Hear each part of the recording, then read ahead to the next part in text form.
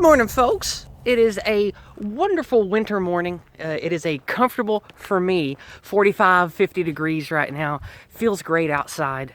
Other than the bright sun, which unfortunately, there's no cloud cover today. But it feels good, I slept well, and I feel good. So we're going to talk today about something that no doubt is buzzing around whatever internet circle that you're a part of today, and that's naming the Jew. Now, that's not a very easy or fun topic to discuss for myriad reasons. And I'm sure that all of you at least have heard of or watched when it happened, Ye and Company, on the Timcast show last night, and you've likely been keeping up with the glorious, I don't know even what to call it, behavior of the man known as Ye, or Yee, or whatever the fuck that guy calls himself. Anyway. Now, for those of you that follow me and have for a long time, you know that I understand the JQ. I get it. I have talked to many wise people that have been in the pro-white communities for years. And all of the ones whom I respect agree that naming Jews as the one and only or pinnacle of problems doesn't work. Regardless of how accurate or true your opinions are, regardless of what you know about the Talmud, regardless of what you know about different groups or bloodlines or the Khazars and where they come from and how they've been implemented and blah, blah, blah, and a million other things about Marxism this and banking this and global usury network that, all of that stuff could be true. And I believe most of it is. But it is immoral and impractical to have your platform of naming the Jew. And I'm going to tell you why it's fail. Because the intended goal of naming the Jew is we are going to get enough white people in America, or wherever the hell else, aware that there's these Jews and they're bad and everything bad comes from Jews. And then when we get rid of them, things will sort themselves out. Well, that's not going to work. Two reasons. Number one, morality and sympathy. In the United States, in the United Kingdom, in France, in Germany, all throughout the West, people are Christian, very, very heavily Christian or Catholic. There's a lot of natural sympathy with anyone who is at least even a little bit connected to them religiously. Also, there are many factions of Jewish people that are not part of the problem group that the old JQ naming the Jew shit targets. They're just not, they don't have anything to do with that kind of structure and those kind of ideas. Especially in America. For those of you that don't know and don't live here, America's just silly with Jews. People got Jews in their family. Hell, they're like, I live in the middle of nowhere, right? In Appalachia, Tennessee, where there's almost no Jews at all. And it's only like a 40-minute drive for me to get to a synagogue here. Like, America is just silly with Jewish people and people that have Jews in their family. So, especially in like half of the United States over here on the East Coast and over in California, you're not going to talk people into hating Jews. It's just not going to work, man. They are too commonplace, and people have too kind of a heart to just hate somebody because of their ethnic group or racial group. They're just not going to do it. Like, go all the way back to Henry Ford, George Lincoln Rockwell, Bobby Fischer. There have been people playing the JQ name the Jew shit for 100 years. What came of it? What came of it? Nothing. Nothing. And number two, I'm sorry, we're not to number two yet. We're still on this one. People do not want to be evil. People don't want to hate. And I can hear it right now. I can feel it. Oh, by Allah, I feel it in my bones. I know right now there's going to be somebody either in my comments or coming to my live chat saying, Yizz, you're a coward because you don't do whatever. Okay, well, let me ask you this. George Lincoln Rockwell wasn't a coward. And whether a Fed or otherwise, somebody in his own camp fucking killed him. And his platform was hate the Jew. How'd that work out for him? What about Henry Ford? What about Ye? How's it working out for him? Is it going well? Is he having unanimous support? How many millions of Americans have heard him name the Jew in the last few weeks? How many millions? Nothing changed, other than his life getting destroyed and him losing millions of dollars and him being even a worse laughingstock than he was. So, I cite you those moral reasons, okay? Now, I'm going to talk to you about tactical reasons. Tactically, naming the Jew is a bad platform, and it will lead to your destruction and the destruction of others.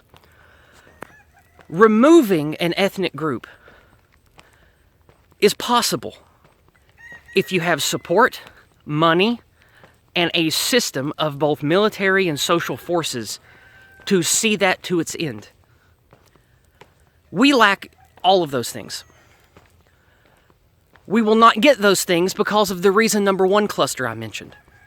You are not going to have large-scale or anywhere close to unanimous support for ethnic cleansing in the United States. It's not coming here. It's not going to happen. I'm talking, this is not moral right now. This is completely tactical, intellectual talk. If you make your platform one of othering and hate, that is called the negative message or the negative vision. The negative vision of punishing and blaming an outgroup, it can only work in small amounts when there is also a positive vision that goes along with it. Zero arguments I have heard from the people who come for me, the groypers, the people that come by my chat and say dumb shit to me about how I'm a loser or a faggot or whatever because I don't name the Jew anymore.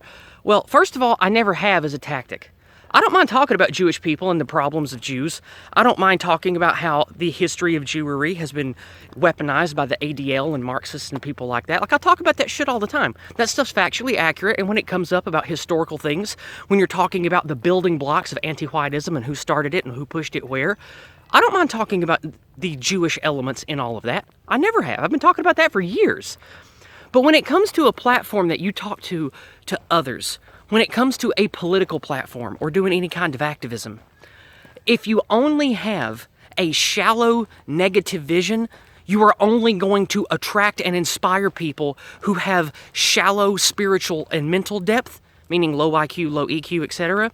And you're going to only attract people who are radicalized and ready for violence.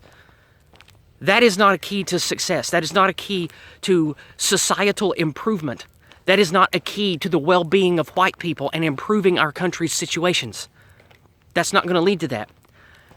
I know many of you are young to middle-aged, hot-headed men who want to fight. I know that.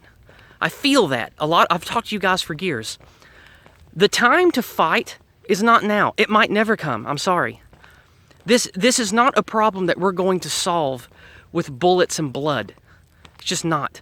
It's a problem that we're going to have to solve by positive vision, positive expression, building, creating. This negative force, this anti-white mind cancer, we have to dispel that and get rid of that. When it comes to civilization, the forces of evil, which I agree are heavily influenced by some very evil Jews and Jewish families, I understand that, but naming them doesn't really do anything. We have to build something to create cultural unity and cohesion going forward. That's why my banner earlier this year, I changed it to recapture our destiny. We must build community. Because what has been taken from us over the last 100 years, what has been changed, what has been implanted in our minds via all of the institutions is negativity, destruction, decay. The antidote for that is fixing the mind poison issue, the Go Free method, raising children right, insular communities, etc., etc. And then we have to not just survive, we have to thrive. And to thrive, you must have a culture and an identity. And naming the Jew and sharing spicy memes is not an identity. It might be an identity for a schizo loser that lives in his mother's basement, but it's not a healthy, nurturing identity to build civilization with. And so these are the tactical and moral reasons why the platform of naming them doesn't work. It's not only immoral, in my opinion, but factually, that's not my opinion, it's just fact. It doesn't work. It doesn't work, and it doesn't lead anywhere productive and good. So that is why you shouldn't have a platform, whether it is a public platform where you're talking to 100,000 people, or whether you're talking to 5 people at a family get-together. Don't name the Jew. Don't be like that. That is a mid-wit and or schizo-violent tactic, because what that says to others who hear it, normal people who hear that, even if they are particularly right-wing or particularly healthy with white racial consciousness, most people even people in the white sympathetic sphere of individuals who are aware of demographic change and things like that, they are going to outright reject you and what you have to say if you tell them as your main talking point, hey, we should hate this one ethnic group and we should get rid of them. It doesn't work, and it's wrong. So, what is the place for all of this Jewish knowledge that we have all cultivated? Well, people like Adam over at No More News, he has a huge catalog of all the stuff that you need to know about naming them and the JQ and all of that. Excellent material over there. Now, this stuff I don't think is unhealthy to know about. You just have to understand it's not actionable. It's not an actionable platform to engage with family, to build community, to create healthy relationships, or to have a positive political platform. It doesn't work. And I don't think that you should encourage people to go down the JQ Super Truth pipeline, because while that information likely is all true, it doesn't lead anywhere good. It doesn't lead anywhere productive. It makes someone radicalized and hyper-focused on a tiny ethnicity, which, true, does have almost supreme power in a lot of ways. It makes people miss the rest of the things that matter. Not every problem that we face can be blamed on a funny hat. Not every evil person is in league with or was manipulated by the tribe. It's just not true.